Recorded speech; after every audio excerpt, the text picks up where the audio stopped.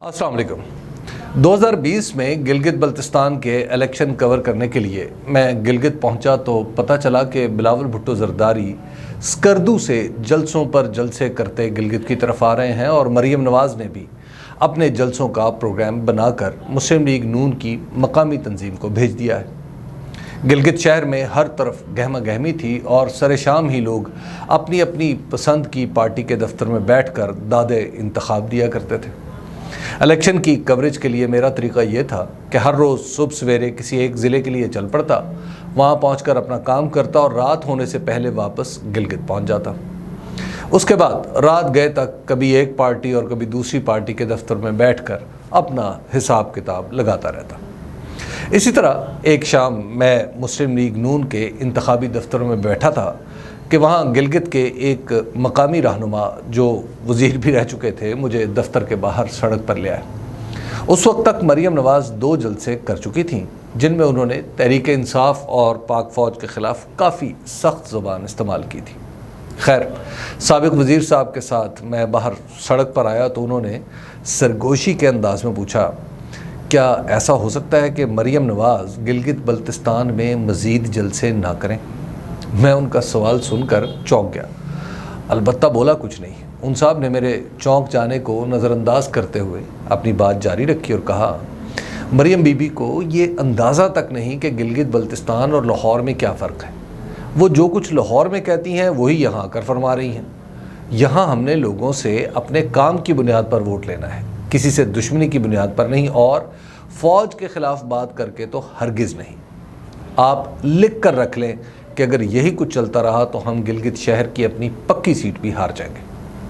میں نے ان سے کہا، یہ آپ کی پارٹی کا معاملہ ہے، میں اس بارے میں کچھ نہیں کر سکتا۔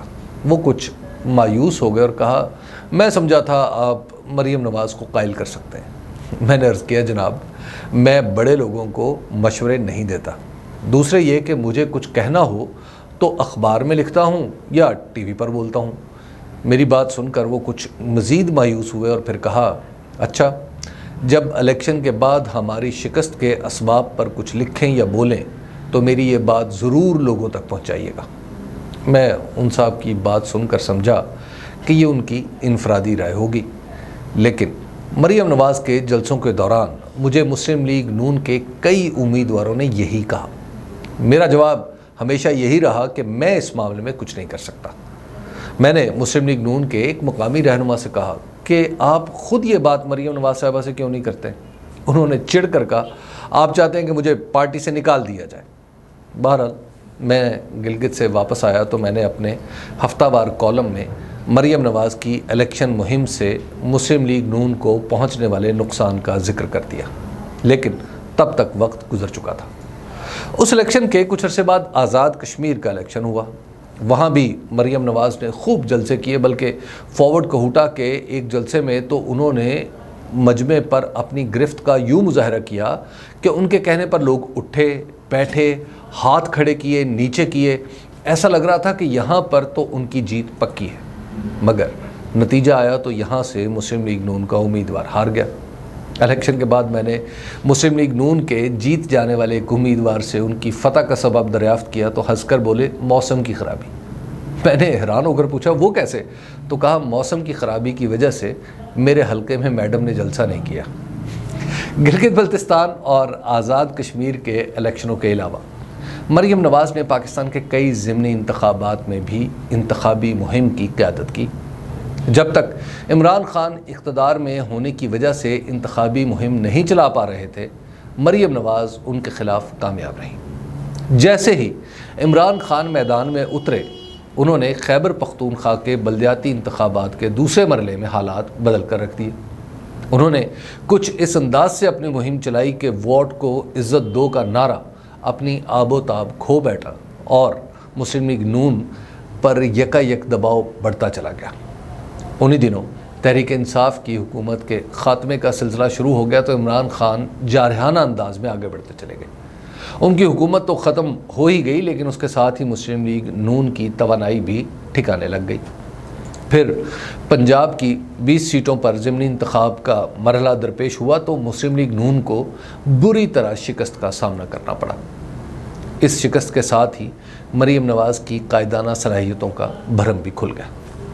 गिलगित बल्तिस्तान और कश्मीर में तो चलन भी है कि इस्लामाबाद में बरसरे इक़्तिदार पार्टी वहाँ इलेक्शन जीत जाती है, मगर पंजाब में तो ऐसा नहीं हुआ। मुस्लिम लीग नून अपोजिशन में थी तो ज़िमनी इलेक्शन अपने नाम करती रही, हुकूमत में आई तो बुरी तरह हार गई। जाहिर है इस शिकस्त का बोझ सिर्फ मरीम नवाज़ पर नहीं डाला जा सकता। उनके वालिद माजिद, चचा मोहतरम और इज़्ज़त माब चचाज़ाद ने जिस तरह अपने नज़रियात पर समझौता किया, जिस तरह मुस्लिम लीग नून के टिकट के एवज़ लोगों की वफ़ादारियाँ ख़रीदी, जिस तरह अपने मुकद्दमात ख़त्म करने के लिए नैब को ठिकाने लगा दिया, इस सब का जवाब अकेली मरीम नवाज़ के लिए देना तो मुश्किल था ही। वो किसी को क्या बताएं कि उन्होंने 3 साल वोट की जिस इज़्ज़त की दुहाई दी थी वो उनके बुज़ुर्गों ने हुकूमत के एवज़ फ़रोख्त कर दी।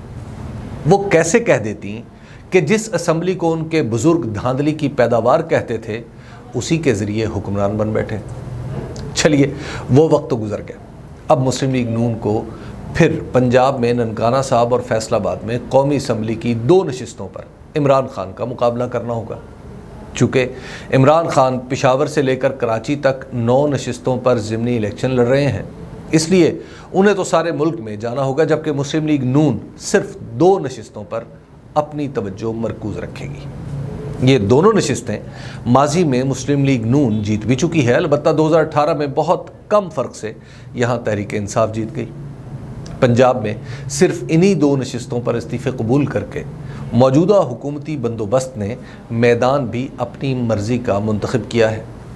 मर्ज़ी के तय करदा इस मैदान में अब एक बार फिर मरीम नवाज़ की कायदाना सलाहियतों का इम्तहान है कि वो इमरान खान को यहाँ शिकस्त दे सकती हैं या नहीं।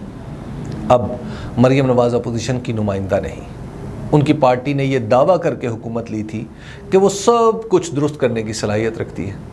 ये दावा पूरा नहीं हो सका और मईशत के हालात बुरे से बुरे होते गए। पहले वो एंटी इस्टेब्लिशमेंट नारे लगवा कर फतह हासिल करती थी, अब उनकी पार्टी अमली तौर पर इस्टेब्लिशमेंट की तर्जुमान बनकर इंतखाबी मैदान में उतरेगी। अलबत्ता उन्हें ताज़ा सहूलत ये मिली है कि इमरान खान की तकरीरें बराह रास्त टीवी पर नहीं दिखाई जा सकेंगी और उनके फरमूदात हर दम नाजरीन व सामीन तक पहुँचते रहेंगे। ये इस इंतखाबी मार्के में इतनी बड़ी रियायत है कि इससे बड़ी रियायत इमरान खान को नाअहल कर देना ही मालूम होती है। इस रियायत के बावजूद मरीम नवाज़ को ननकाना साहब और फैसलाबाद में ये जवाब तो देना पड़ेगा कि उनकी हुकूमत में शामिल बेजिन्स अज्जाए तरकीबी यकायक कैसे शीरो शक्कर की तरह घुल मिल गए। उन्हें यह भी बताना पड़ेगा कि उनके अम्मे मोहतरम यानी वज़ीर आज़म इस्लामी जमहूरिया पाकिस्तान की हालात को बदल देने वाली सलाहियतें कहाँ चली गईं। आवाम उनसे बराह रास्त पूछ सकें या ना पूछ सकें, मगर आपस में सवाल तो उठाते रहेंगे कि ज़माना क्या से क्या हो गया।